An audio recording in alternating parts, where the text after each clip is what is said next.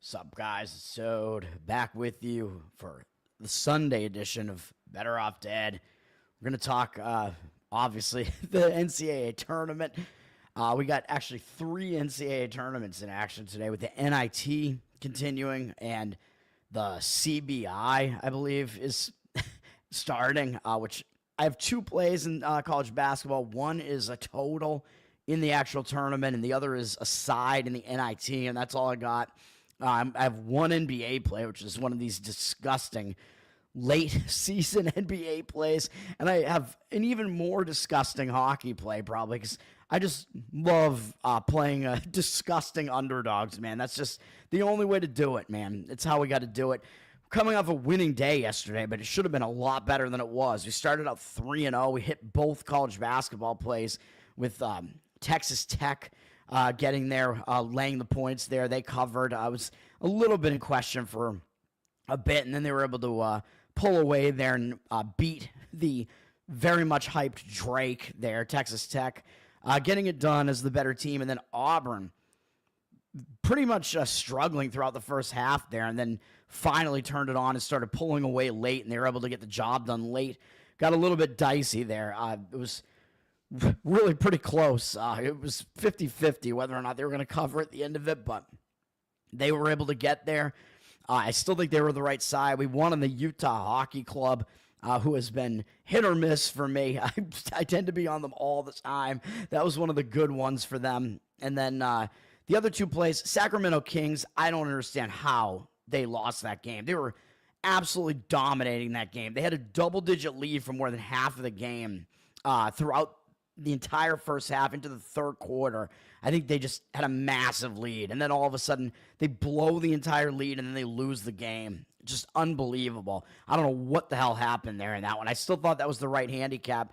I'm pretty sure if you look at the stats, it was another situation where Sacramento, they had more field goal attempts, they had more possessions, and they still wind up losing the game. I think they gave up like over 50% field goal percentage in the game. I'm just sick of losing when I think that I pretty much have the handicap right, and that, especially when the team's winning the whole time, and I'm like, all right, this is going to be a win. Like, don't do that, man. Just lose by 100, and don't, like, fuck with me. Don't fuck with my emotions. And then we had Seattle Kraken. I mean, I still think that was the right play to make. They were in that game the whole time. Very close game.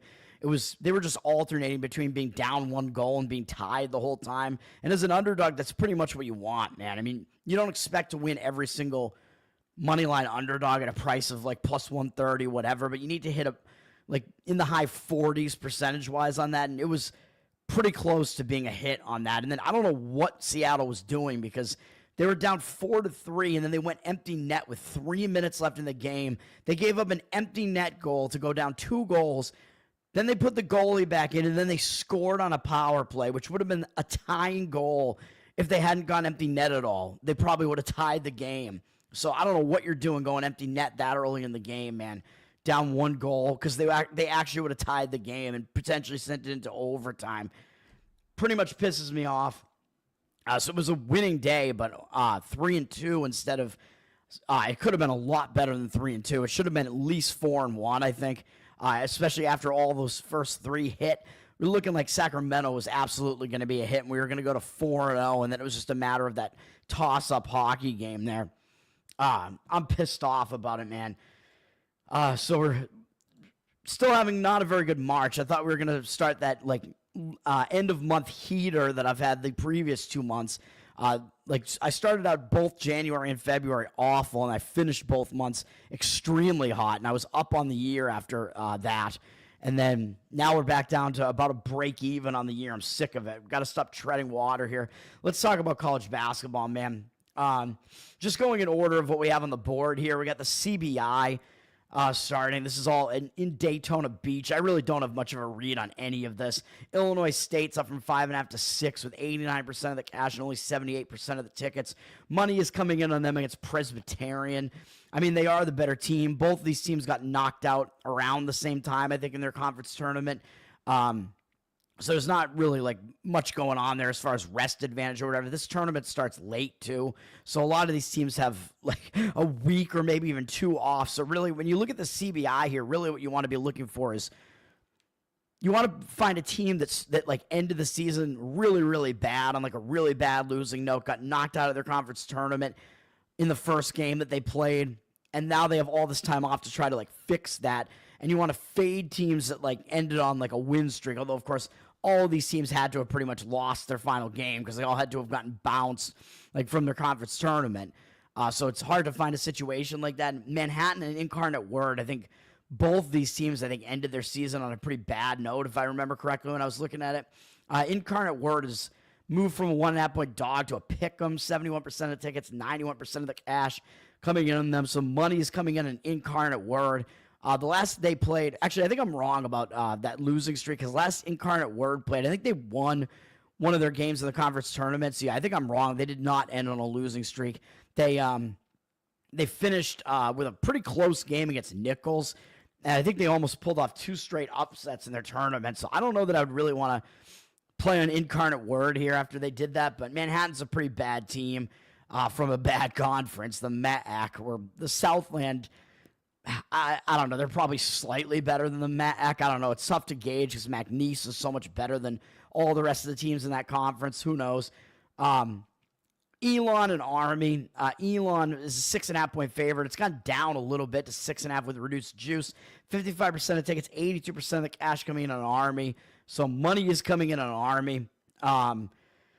Basically, all I have for these games is pretty much where is the money coming in. So I can tell you it looks like the money's coming in Illinois State, Incarnate Word, Army. Don't necessarily have to agree with all those sides, but when I don't really have a good feel for any game, that's kind of the way that I look. And then we have a huge move on Queens, or on Northern Arizona, really, on the Northern Arizona side, driving Queens down from 4.5 to 1.5. I don't know if there are injuries or if Queens is resting some players or what, but the line has dropped significantly on Queens. So if you like Northern Arizona, you kind of miss the best numbers there. I don't know what's going on with that line. 77% of tickets, 90% of the cash coming in on Northern Arizona. To me, it seems like the location would be an advantage to Queens because they're a southeastern team, and we're playing in Daytona Beach here. So I don't know. I don't know what to think about that. And with Daytona Beach, you got to think, like, which of these teams is more likely to be distracted by the extracurricular activities that are going on in Daytona Beach. So a lot of times that could be the team that's less familiar with that area. So the teams that kind of have a geographic advantage here, I guess, slightly would be Presbyterian, because they're a southeastern team, and Elon and Queens, they're all southeastern teams. Although I don't really expect Army, a very disciplined team, to be distracted, man, although you never know. Yeah, I mean, just going in order, let's talk about the actual tournament here. Baylor is playing Duke, 1 versus 8 matchup, or 1 versus 9, I guess. Is that what it is? It's either Baylor was an 8 or a 9. I don't even remember which.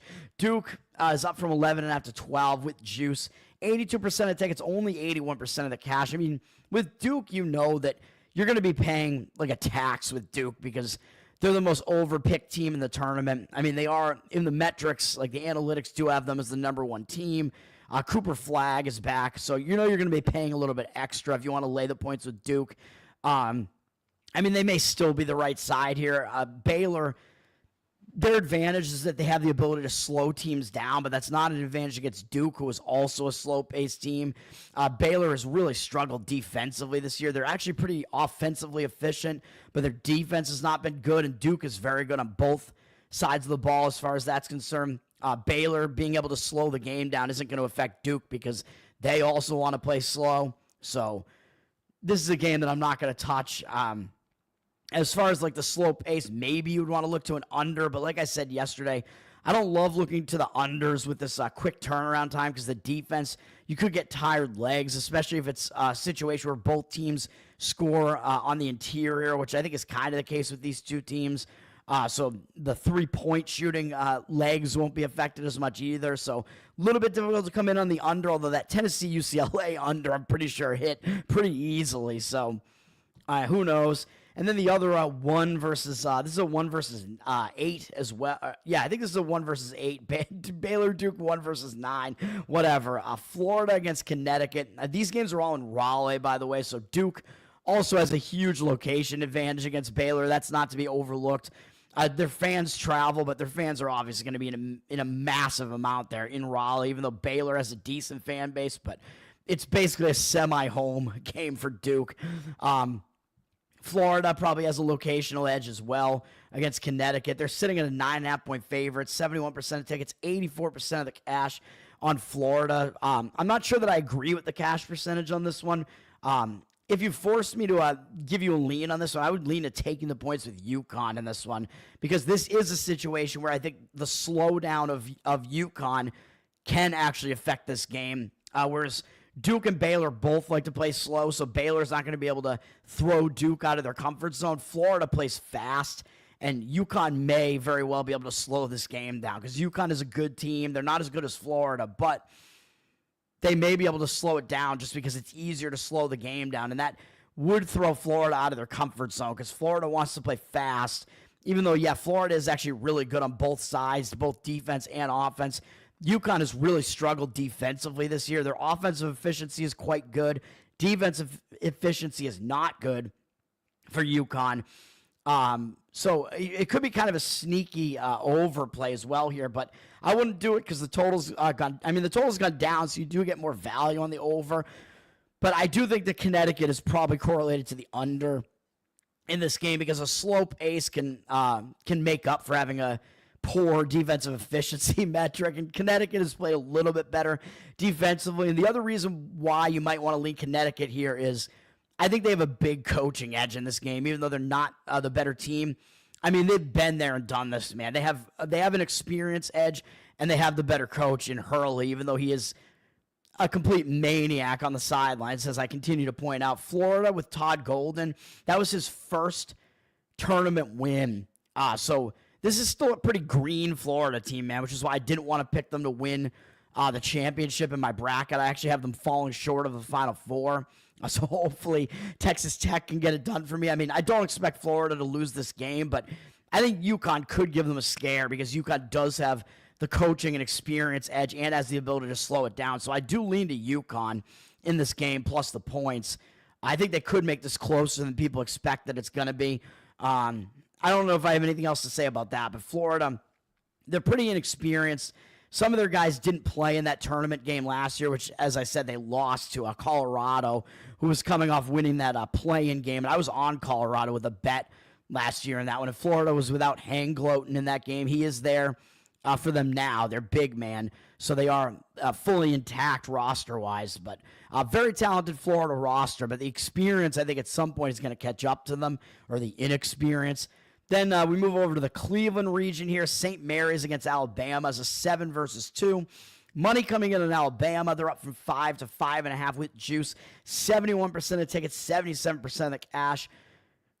I think I would probably slightly lean against Alabama in this game. The one reason why you might like Alabama is because they did just have a scare in their 2:15 matchup. Robert Morris was hanging in that game for most of the game, and Alabama only won the game by 9. It's like a 22-point favorite. So when you get a big favorite like that and they don't look good in the first game and they escape, that is something you do want to look for in the quick turnaround time. You do want to look towards a team that did that. And if Vandy had beaten St. Mary's, I would be laying the points with Alabama here. Because, again, Alabama didn't look good. They'd be a bigger favorite here because St. Mary's is actually a better team than Vandy. So Alabama, like, nobody would really want to lay the points with Alabama. Probably if they were up to that, like, they'd probably be about a 9-point favorite here if that was the case. But unfortunately, that's not the case. So Alabama does not get a fast-paced Vandy team where Alabama could, I think, just run Vandy pretty much out of the gym because they both play fast and Alabama's just the better of those two teams. I think this is a matchup problem for Alabama. St. Mary's likes to play absurdly slow. So you're not going to see a bigger pacing mismatch in the entire tournament, man. Alabama is one of the absolute fastest paced teams in the entire country. They're definitely really good on offense. They're not great on defense. St. Mary's is one of the slowest paced teams in the entire country. They're like bottom 5 in the entire country pace-wise. And they play really good defense, and they're actually pretty efficient offensively as well. The St. Mary's team is not to be overlooked, and they have a really good coach in Randy Bennett. I mean, they've been in the tournament I think 3 years in a row, and they have 3 starting seniors. I think both guards and their center are all seniors. So when you have that experience and you're a slow-down team and you're playing a quick turnaround time like this, that is certainly not something to be overlooked. So this is a dangerous matchup for Alabama, in my opinion. I would look to take the points with St. Mary's here. It's just that I think Alabama is going to be extra focused because they looked like ass against Robert Morris. I don't know how much that's affected the line here, though. Like, if that bad performance against Robert Morris has dropped the line on Alabama a little bit, I don't know. But St. Mary's, I think you could argue they have the coaching edge here, and it is easier to slow the pace of the game down than to speed it up. I think Alabama, at some point, that fast pace is going to do them in. I don't know that it's going to be in this game. I mean, they are still the favorite. The money is still coming in on them. They are still coming off a bad performance, but this is, again, I pointed this out when I was filling out the bracket, that this could be a dangerous matchup for Alabama. And I did advance Alabama in my bracket, but it was hesitantly advancing Alabama, even though I did, I think, bring them all the way to the Elite Eight, because I do think if they win this matchup, they should be able to win the next game, which I think is against, who's that against? I don't even remember. It's against BYU, I think, if they advance through this. So a fast-paced team. Alabama, that would be a better matchup for them, but they got to get by this really dangerous matchup. And this is a battle of 2 good coaches between Bennett and Nate Oates here. And I think Randy Bennett actually probably has a slight coaching edge. Alabama obviously does have experience as well because they returned starters from last year's Final Four team as well. So you do have a lot of experience on both sides of this matchup. Andrew, what's up, man? Cole versus Raven. Cole is out to a pretty significant lead, man. I think you got to go with Cole. Cole is the favorite, though, so I don't know. I don't even know what the determining factor is for who wins that. Are they actually going to fight? If they're actually going to fight, I might have to lean towards Raven, though, because he'd be the underdog, and he does actually have actual fighting experience, and Cole does not. Cole just has the better he's in better shape right now. Let's see. He has more musculature. New Mexico and Michigan State. New Mexico, this is a 10 versus 2. This could be the end of the run for both Patinos. We could see both Patinos out of the tournament here as New Mexico's coaches. Rick Pitino's son, Richard Pitino, they were able to pull off the round 1 mild upset of Marquette. Michigan State up from 6.5 to 7.5 here. 68% of tickets, 71% of the cash coming in at Michigan State. I agree with Michigan State here. I mean, Michigan State didn't look very good against Bryant. Now they get a New Mexico team that surprised people. Oh, a Mountain West team won against Marquette. I mean, it seems a little bit surprising, I guess, that would have happened. I had Marquette in my bracket just because they were the favorite. I wasn't that shocked by that loss. But Michigan State, after not looking good against Bryant, even though they did turn it on, they wound up covering anyway, winning by 20-something. They really struggled in that game for a lot of it against Bryant. I think they took Bryant lightly, so I expect Michigan State to have a more focused effort here. New Mexico, their downside is they play really, really fast, and they're not a very tournament experienced team, although neither is Michigan State. Michigan State came from out of nowhere this year. They do have the better coach, though, in Tom Izzo, so you definitely give them the advantage having the better coach on the quick turnaround time. Definitely the advantage there goes to Izzo. Michigan State's players, though, they kind of came from out of nowhere this year and got this really high seed in the tournament, so they have a little bit less experience, I would say, as far as that's concerned. But New Mexico doesn't really have any either. Both of these teams, I think, were in the tournament last year and lost at some point early in the tournament. I don't even remember, actually. But yeah, I mean, it comes down to, I think, you got to give the advantage to Izzo and the fact that Michigan State didn't look good in the first game. And New Mexico's drawback, as I was about to say, is that they play fast-paced. Michigan State can play at different tempos, but they're going to try to slow this game down. They're an interior slow-down team more so than they are a fast-paced team, and that's not what New Mexico wants to do. New Mexico wants to play fast-paced, but they are also like a transition interior team more than they are a three-point team.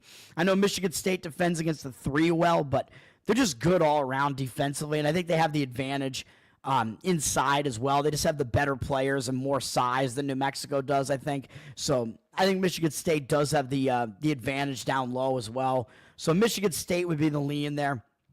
Iowa State, as we move to the Milwaukee region here. Michigan State does have a location edge too, with it being in Cleveland. Not a huge amount of travel from East Lansing, so they do have a lot of fans there. So Michigan State does have an advantage in that regard as well. The Milwaukee grouping here, we have a 6 versus 3 matchup here in Ole Miss and Iowa State. Ole Miss has 59% of tickets, 67% of the cash coming in on them. Iowa State holding steady at 5.5. Iowa State blew out Lipscomb in the first round. Not shocking, really. Iowa State, as I said, though, at some point they're going to wind up being done in by the fact that they don't have Keyshawn Gilbert, so they are missing one of their key pieces here. It might not show up yet.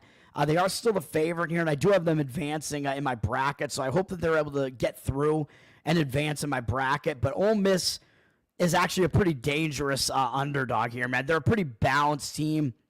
I know I liked North Carolina to beat them because I thought North Carolina had that momentum edge coming out of the play-in game, and everybody was just shitting on them. North Carolina came all the way back and almost won that game. So Ole Miss does have some vulnerabilities, and one of their vulnerabilities is that they commit too many fouls, and that could wind up being the thing that does them in the end. They might wind up losing a close game in the end because they get into foul trouble and they foul too much, and Iowa State is good at drawing fouls. So that's the major advantage that Iowa State has. Other than that, I mean, both these teams are pretty good, actually. They're both pretty balanced teams. Again, Iowa State is missing like the guy that their offense runs through, though, in Keyshawn Gilbert, which is a pretty key injury. But they did look really, really good against Lipscomb. But then again, that might make them a little bit overvalued. Ole Miss is going to get like no credit for beating North Carolina. I mean, you beat an ACC team who shouldn't be here. Who cares? So Mississippi, not going to get credit for that. Iowa State looked a lot better in their win. So I do think that I would probably lean to taking the points with Ole Miss here for those reasons, but I'm not going to do it. That is the way that I would lean slightly, though. Not really an advantage one way or the other as far as the fact this is in Milwaukee, although it is closer to Iowa State, though. So maybe they'll have a little bit of an edge as far as that's concerned. We'll see. Iowa State is still the better of the two teams, but it's not by a whole lot.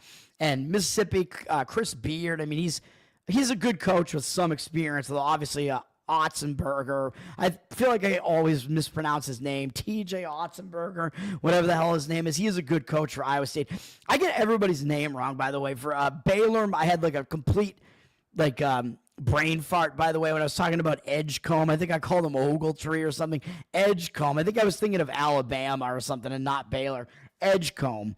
All right, and then Illinois, Kentucky is where I actually have a play, and it is actually a total, which I'm going to away from what I usually do. I'm going to play the over in this game. I do like to find spots to play overs in these second matchups here at the quick turnaround time because I think it can affect the defense. And the other thing that's good about playing the over in the quick turnaround time like this is that these teams are already used to the venue now, so they're familiar with the sight lines now. You've already played a game in this venue, so you can shoot well in the venue. I mean, it is still a college arena, so it doesn't take as much adjustment anyway, but here what you're going to have is two fast-paced teams that have really efficient offenses. They're both like top 15 offensive efficiency.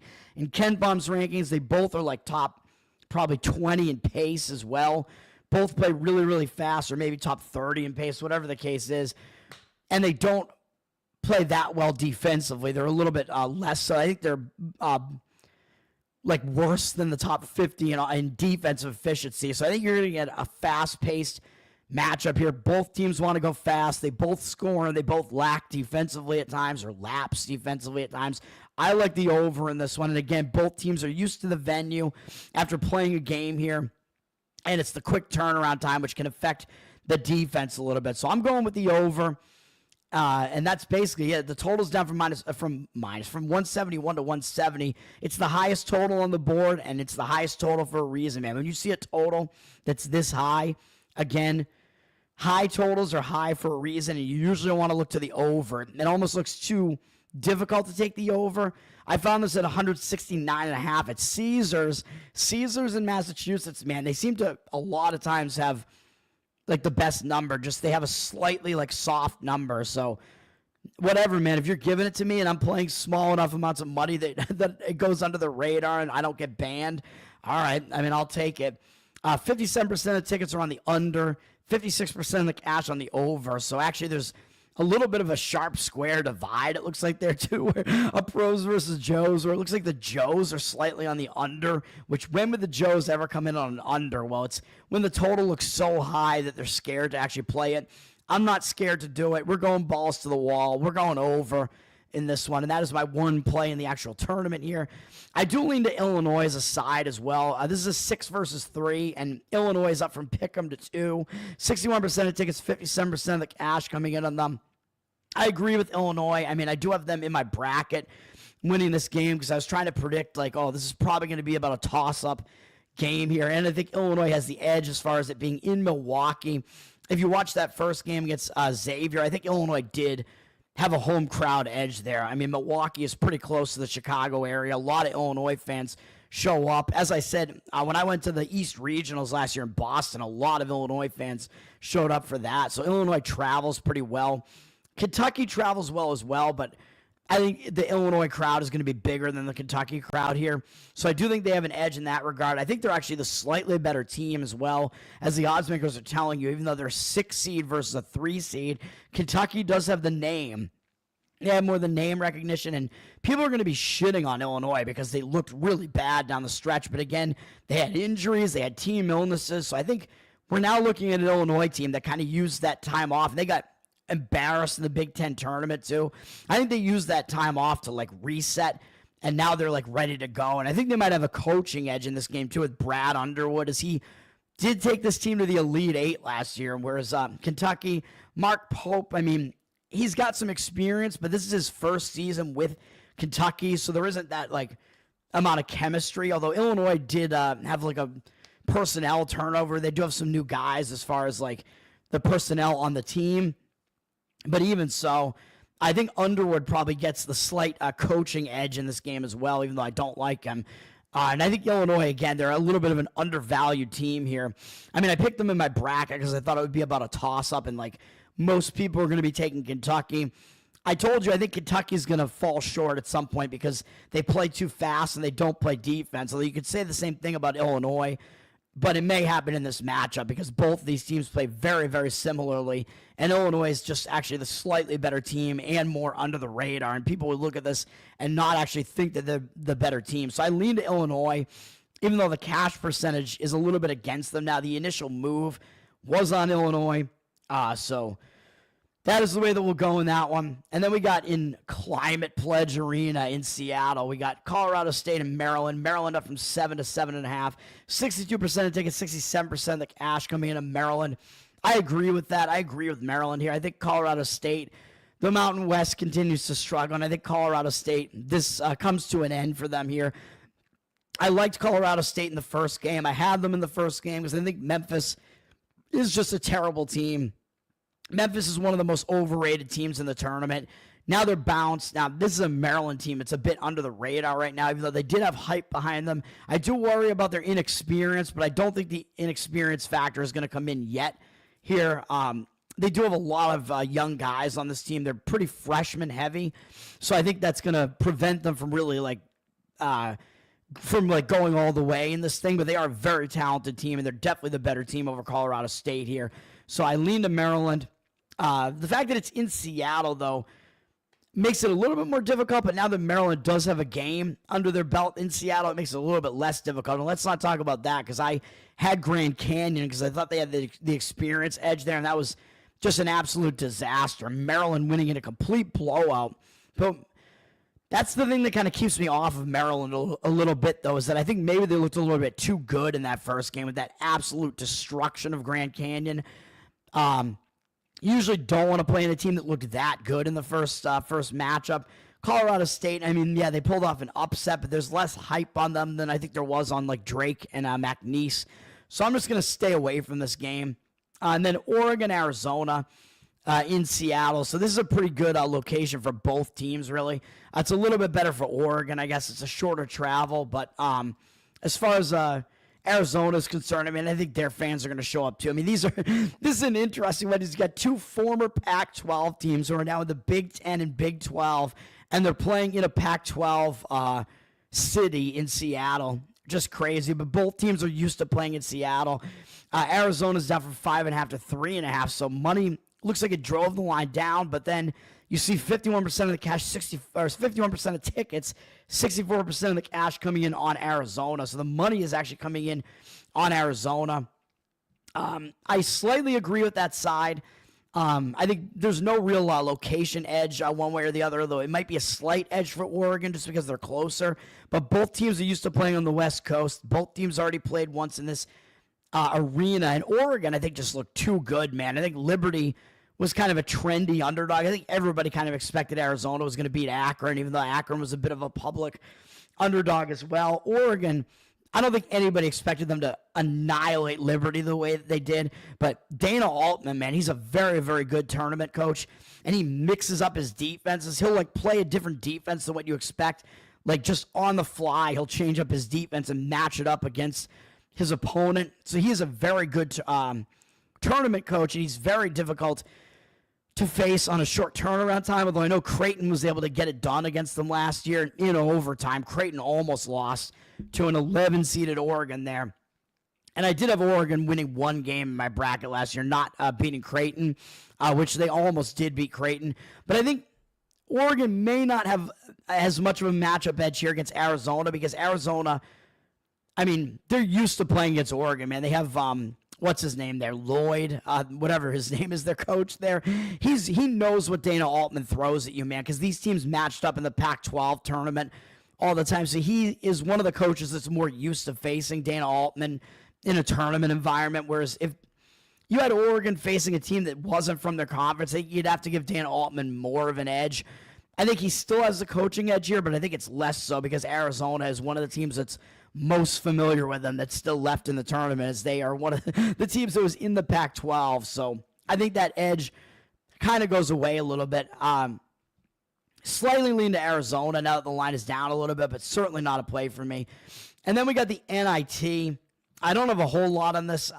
These games, the higher seed is hosting these games, so Oklahoma State has to go to SMU. SMU down from 10.5 to 9.5, 65% of tickets, 51% of the cash. So money is coming in and taking the points with Oklahoma State. SMU is the better team. I did play Oklahoma State in their first game. They were able to turn it on late and win that game and cover for me. I don't really have much of a read on this one. SMU is obviously the better team. But there are reasons that money is coming in against them. I don't know what those reasons would be exactly. Loyola Chicago at San Francisco.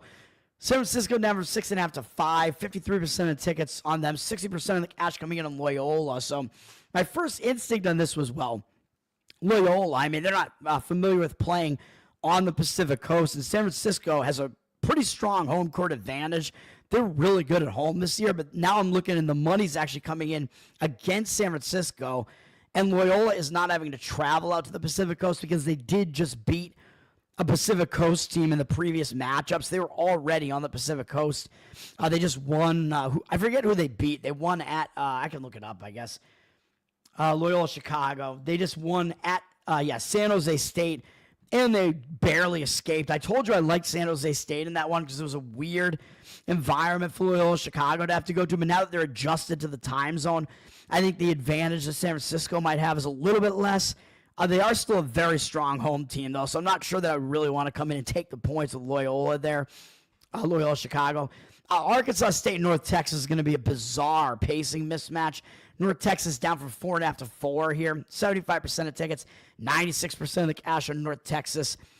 North Texas is an extremely slow-paced team, and Arkansas State plays really fast. So this is one of those games that's a huge pacing mismatch, just like with Alabama and St. Mary's. And by the way, that's correlated to the total, where if you like St. Mary's and the slowdown team, or you like North Texas and the slowdown team, then you probably like the under. But if you like Alabama or you like Arkansas State, then you probably like the over. This total here is really low, kind of expecting North Texas will be able to slow this game down at home and control the pace. I tend to agree with that. I think Arkansas State's going to get frustrated by this unbelievably slow North Texas team. But would I want to lay 4 with a slow team where the points are going to be at a premium? Not really. It makes it a little bit more difficult to cover a number, even though it's not a huge number there. We'll leave it alone. And then we got UAB I think UAB is in a bad spot here. I lean to Santa Clara here. This one almost became a play for me. Santa Clara is up from 6.5 to 7. But 61% of the cash, or 61% of tickets, 68% of the cash coming in UAB. So some of the money's coming in on UAB. I don't really agree with that. UAB, they just pulled off an upset at St. Joe's in Philadelphia. And now they're having to travel cross country with only 4 or so days off here, having to go out to the Pacific Coast and play a late game at 9 p.m. So I don't think that's a good spot for UAB to be in at all, man. They're having to play a second straight game in an unfamiliar location, travel across the country to do so, and play as an underdog again. I think it's a bad spot. My one hesitation is at Santa Clara. I think they looked a bit too good in their previous game. They had an absolute blowout win, I think, over UC Riverside, I think is who it was. Yeah, they scored over 100 points, and it was a little bit misleading because Santa Clara had a ridiculous shooting performance. They shot 61% from the field almost, and almost 60% from three. I mean, that's not going to happen again, even though I do still expect them to win this game. It is still a really bad spot for UAB. Santa Clara still has that home advantage here. They're still playing at home here, not even having to travel. So it is still an advantage to them. My hesitation is just that they're coming off that win where they look too good. So maybe the line's a little bit too high in Santa Clara. I'll stay away, but I do lean to the Santa Clara side. I think the spot's really bad for UAB. Kent State at Stanford. Stanford down from 8.5 to 7 with juice. 55% of tickets on them.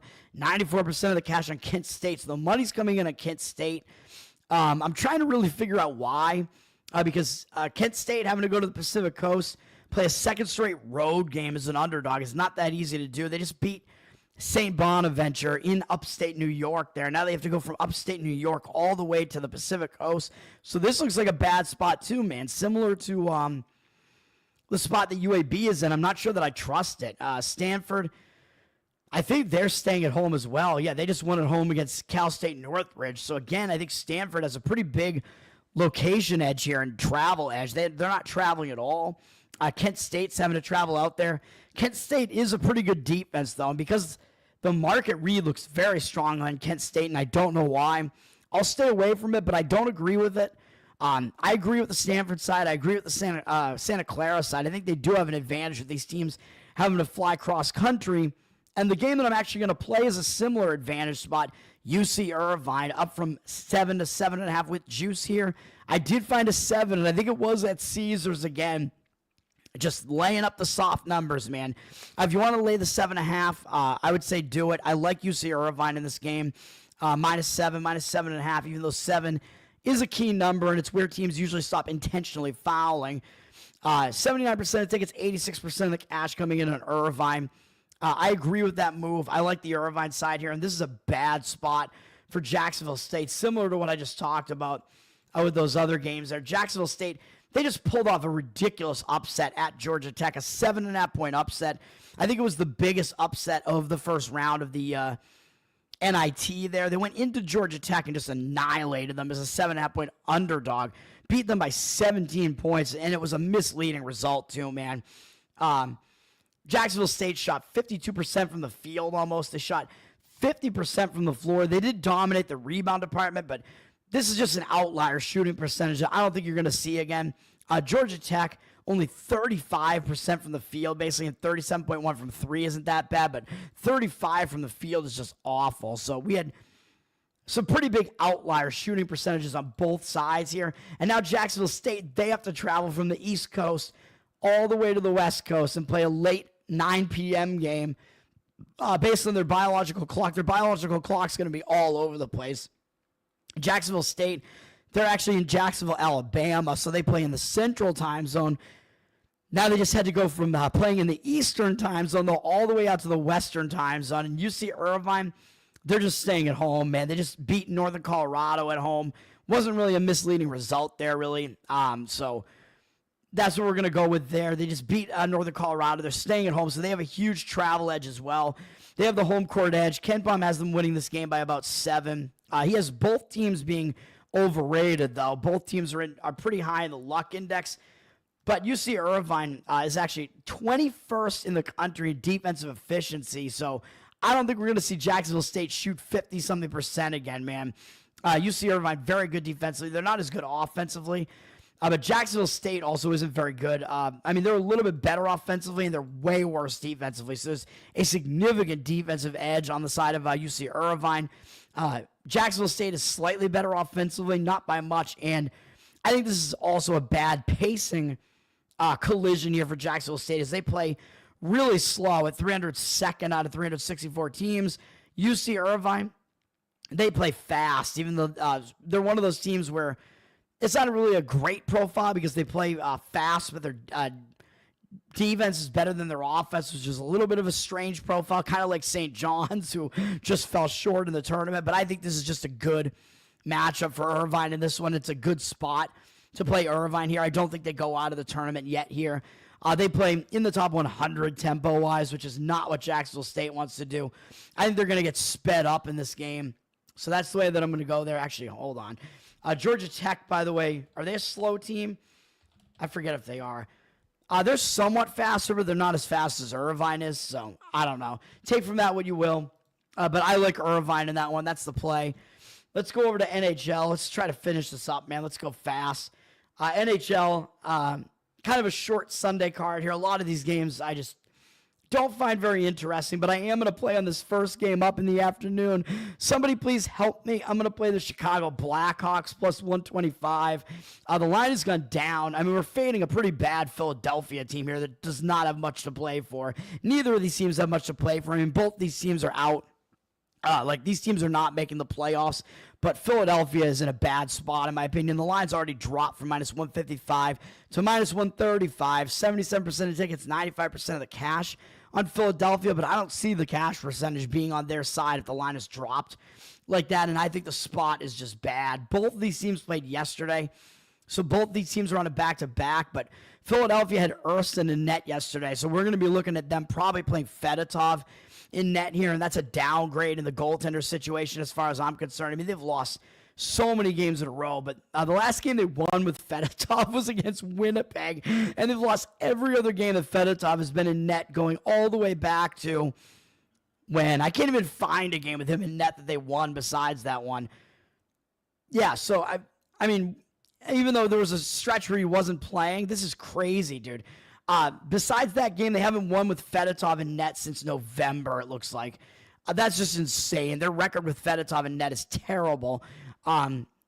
Despite that weird win with him in net over Winnipeg, other than that, they have not won a game with him in net since November. If I looked at that right, that is just crazy. Their record is awful with him in net, and I think it's going to be him because Urson played yesterday. And not only did that happen, but they're coming off 3 or 4 really big games in a row, even though or 5 really.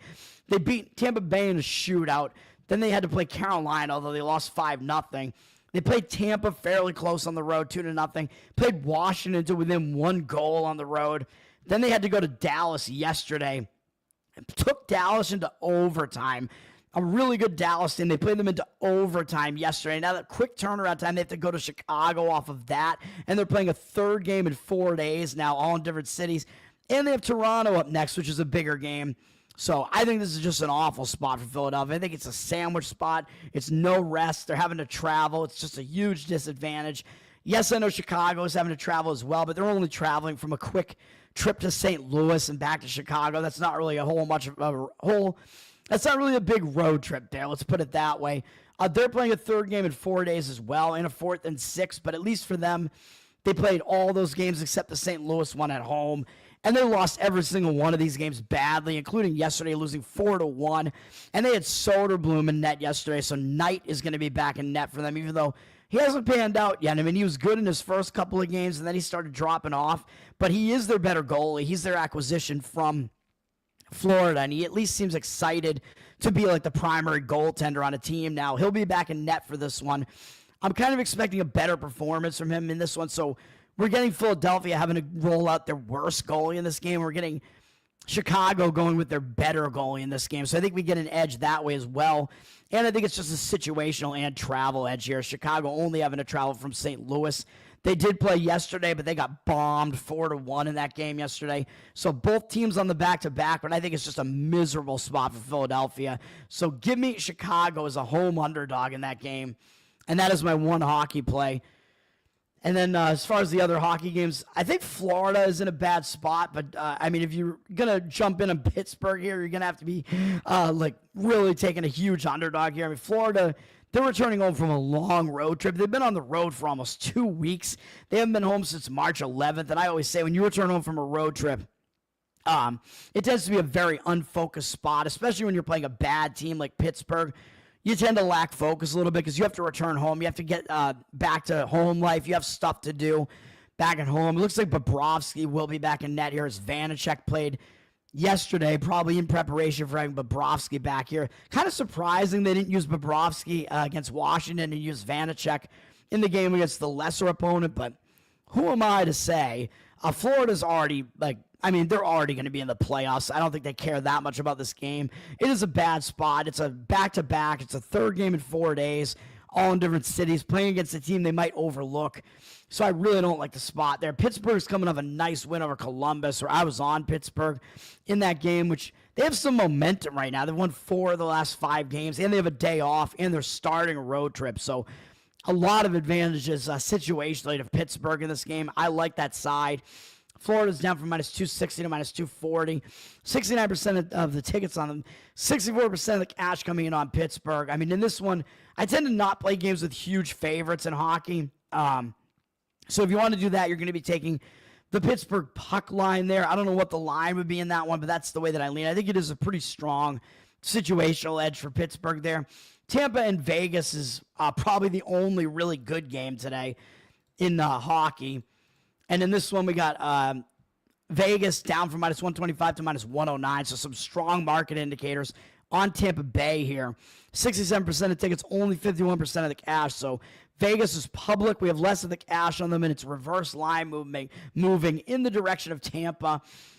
Tampa, they just lost at Utah yesterday, and I had Utah in that game because Tampa was coming off a shootout against Dallas. Oh, look at what I'm doing today, man. I'm playing against Philadelphia, who is also coming off a shootout against Dallas. So we're going to play teams after they go into a shootout with Dallas, man. Tampa had their worst goalie in net yesterday, too, with Halverson. So that was another reason. I forgot to mention that they were not going to be playing Vasilevsky on a back-to-back. So that was another reason to take Utah yesterday. So I got the win on Utah yesterday. After that, Tampa, they are playing a back-to-back coming out of elevation. Third game in 4 days, all in different cities. It's still not a very easy spot for Tampa, so I don't want to play it, but the line is moving in their direction. They are coming off a bad loss. Vasilevsky will be back in net here, and he will be rested at least. So some positives for Tampa, but still a bad situation overall for them. Vegas is also playing on a back-to-back and third game in 4 days, but they're just staying at home. So to me, it looks like the scheduling advantage is still on the side of Vegas. Although we will see. They played Hill yesterday, so probably Samsonov is going to be in net for them. So that's probably the reason for the line move. Vegas is probably going to have their worst goalie in net there. And then we have my Boston Bruins are just, the way that they're being lined now, they're just a dead team at this point. LA up from minus 220 to minus 235. What do you even want at this point? 87% of tickets, 85% of the cash. So LA is public with less of the cash on them, but I'm not going to do anything with the Bruins. The Bruins lost again last night to San Jose. It's just so bad for the Bruins at this point. In LA, they absolutely annihilated Carolina, though, yesterday. So both teams are on a back-to-back. I think LA played during the day, though, so the Bruins are at a bit of a disadvantage because they're having to play 2 late-night games in a row. But LA had such a ridiculous win last night, and the Bruins had another horrendous loss. It might be a reason to maybe look for the Bruins to bounce back from that, but there's no way I'm going to try to do that. And before I get out of here, NBA real quick. Not a whole lot to talk about in the NBA, but I am on this ugly underdog. Like I said, the Philadelphia 76ers is going to be my one play here. I know how bad that looks, but you're getting 10 points.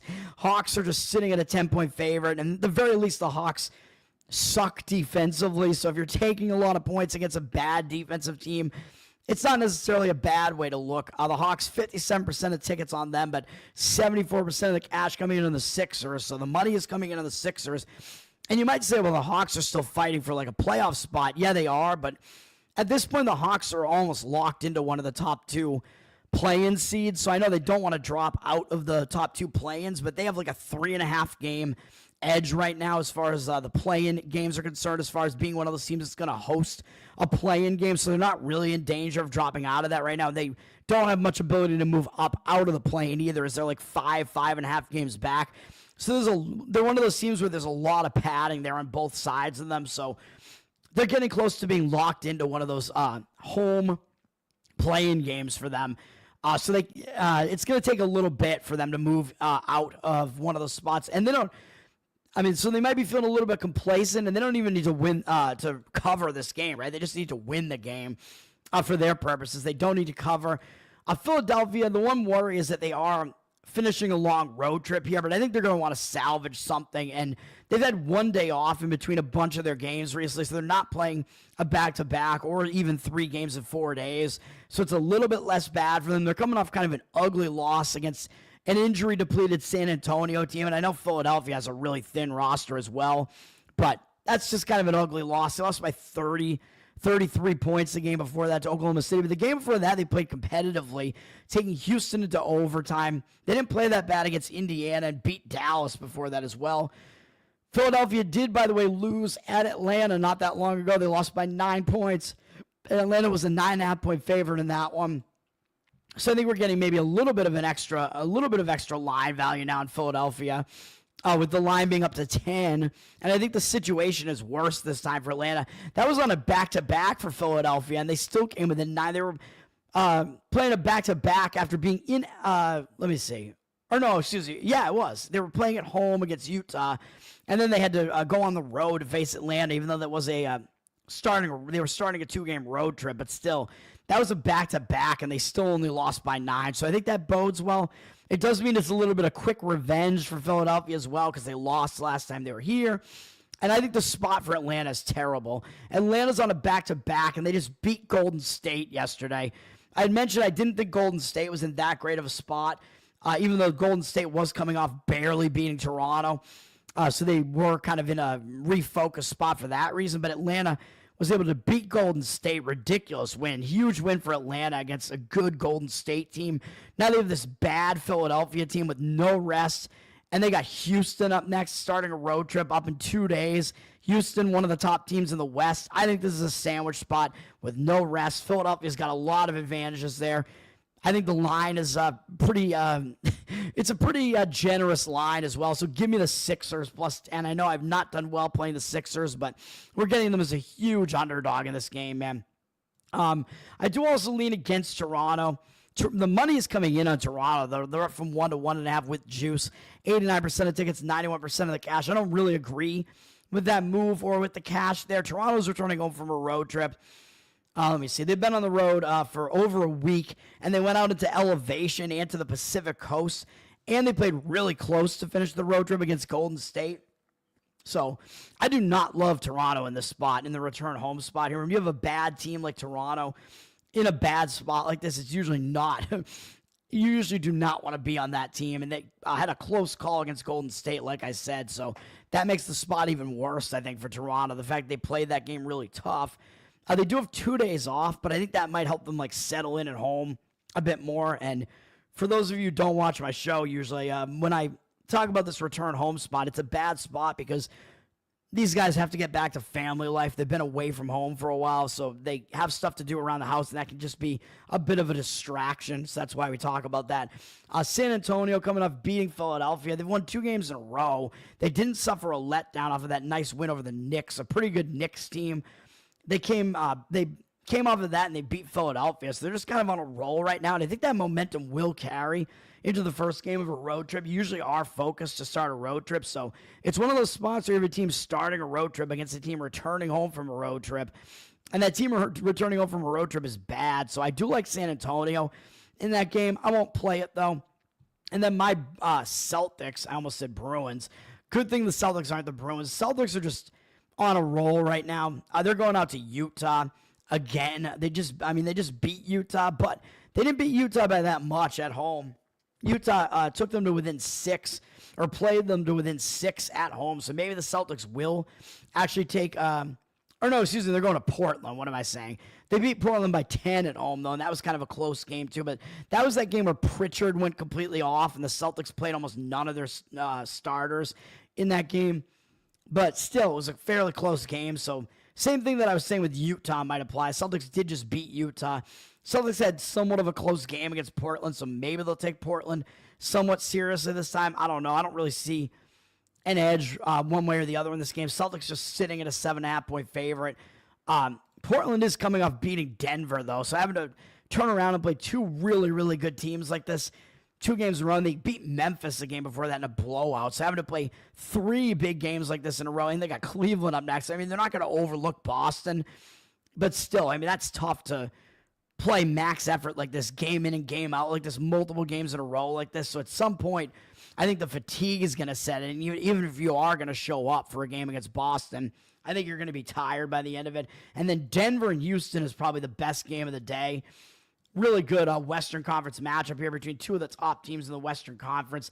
Denver lost multiple games in a row here, pretty embarrassingly, losing to LA, the Lakers. I mean, maybe not as much shame in that. And then losing to Portland by almost 20 points. That is a horrific loss. That is an ugly loss. I think that was a sandwich spot, though, because that was sandwiched in between Golden State, the Lakers, and Houston. So I think they just overlooked Portland completely. They got caught. Bad game. Although the other thing about this is that Jokic has been out, I think, since this game against Washington. So he's been out for these games, and he's not coming back in this game. He's supposed to come back tomorrow. So that's the other thing that you got to keep in mind here, is that Jokic is actually not playing in this game. So even though Denver is coming off an embarrassing loss, they probably are going to want to bounce back from that and play a solid game here. Houston is returning home from a quick road trip out to Orlando and Miami. Not a bad road trip return spot. They're still going to be focused against Denver. I mean, you're going to be focused whenever you have a really good team coming into your place. So I'm going to stay away from this. Rockets are up from 7-7 with juice. I do still think there is something to be said about the Nuggets wanting to bounce back from an embarrassing loss. But 67% of tickets, 89% of the cash on the Rockets. The money is all coming in on the Rockets. And the reason that the Rockets are a 7-point favorite is because Jokic is hurt. So that's mostly, or he's not hurt. I don't know if he's hurt or if he just has this like personal absence. I don't know exactly what it is. But the reason for this is because Jokic is not playing. So that is something to keep in mind there for the Nuggets. And it is not his first game out. So usually, I talk about the injured player theory. The first time that star player is out, the team usually steps it up and puts in a huge effort that first game. Then they kind of slide after that. So we're kind of in that after period, but they are coming off such a bad game against Portland. I think Denver's going to have a better performance in that game. We will see. And then Oklahoma City is a small road favorite at the Clippers. OKC is just kind of rolling along again right now. What else would you expect? They just blasted Charlotte. Now they're starting a road trip. They probably will be focused to start a road trip here. So that momentum probably will carry, even though you might be feeling a bit high on yourselves after scoring that many points. I mean, they'll still probably be focusing. It's a Clipper team that's headed for the playoffs and playing pretty well right now. Clippers also on a nice win streak. They're coming off some bigger wins, though, against Cleveland and Minnesota. So they're having to keep up an effort for a 3rd straight game here. So they may be a bit more of the tired team here, but the money is coming in on the Clippers. Thunder down from 4.5 to 3. 76% of the tickets on them, 61% of the cash coming in on the Clippers. So the market read would say take the points with the Clippers. I don't want to do it with the spot that the Clippers are in, playing a bunch of tough games in a row. We will see, but I think that's it, man. That's going to do it for me. My plays today are in the college basketball actual tournament, in the NCAA tournament. Illinois, Kentucky over 169.5. In the NIT, you see Irvine -7. Chicago Blackhawks plus 125 in NHL. NBA 76ers plus 10. That's going to do it. Let's have a winning day, man. Let's get a streak going. Let's have the streak continue rather than the slump this time. Enjoy the games today, man. Thanks for people who are hanging out. And Tower Gang Toad on Twitter, of course, and patreon.com/Tower Gang. You can support the Tower Gang podcast, the most offensive podcast on the planet. And you get bonus content. You get the after show every week, the pre-show every week, and you get to hang out with us in a Telegram. And that's going to do it. Peace out, everybody.